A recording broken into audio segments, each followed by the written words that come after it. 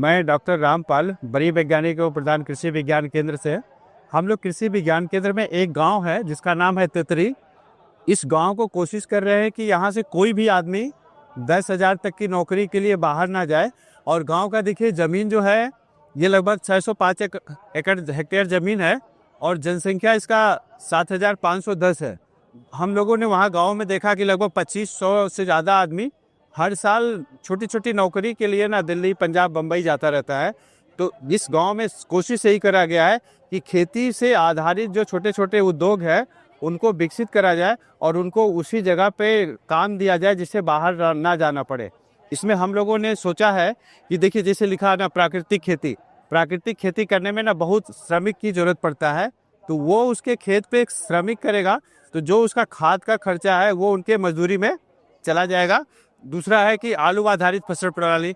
आलू आधारित में हम लोग बहुत सारे फसल ले रहे हैं, बहुत सारे उस पर लेबर लगते हैं। तो उन जो माइग्रेट कर रहा है उसको इस फसल प्रणाली में लाने से जो मानव दिवस हम लोगों ने एक असेसमेंट करा कि 1 हेक्टेयर में लगभग 1,000 से ज़्यादा मानव दिवस बढ़ता है।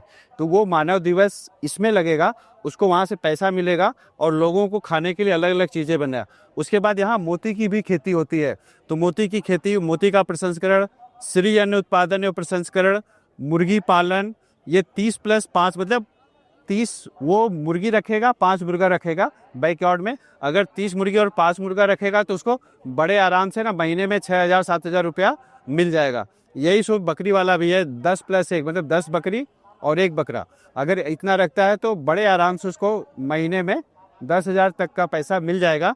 इसी तरह से ना ये सारी चीज़ें डिजाइन करी गई हैं। तो अगर हम पूरे गांव का देखते हैं तो पूरे साल में ये लगभग 2265 मैंडेज को डेवलप करता है। जो मैंडेज मतलब वो सारे दिन 365 दिन हर दिन काम करेगा 8 घंटे का, तब इतना मैंडेज डेवलप हो रहा। तो इस पूरे प्लान को अगर हम लोग ज़मीन पे उतार रहे हैं, उतरने के बाद उस गांव से एक भी आदमी बाहर 10-15 हज़ार की नौकरी के लिए नहीं जाएगा।